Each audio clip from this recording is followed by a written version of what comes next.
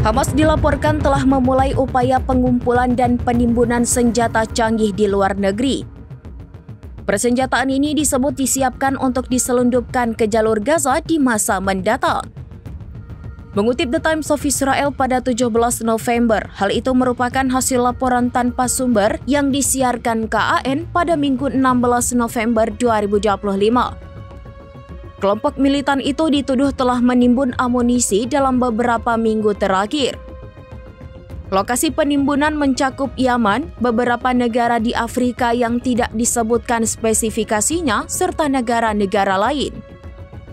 Laporan tersebut menuduh bahwa tujuan strategis Hamas adalah memindahkan senjata-senjata tersebut ke lokasi-lokasi vital termasuk jalur Gaza di kemudian hari.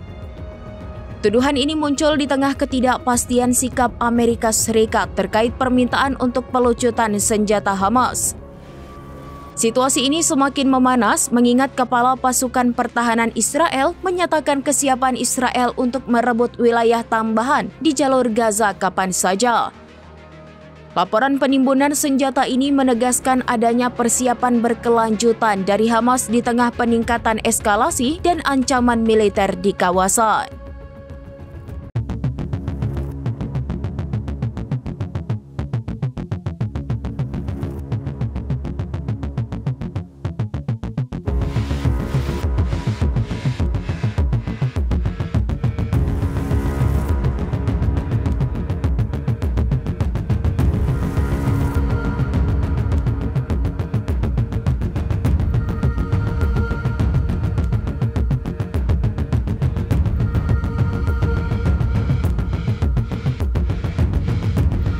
Download Tribun X sekarang, menghadirkan lokal menjadi Indonesia.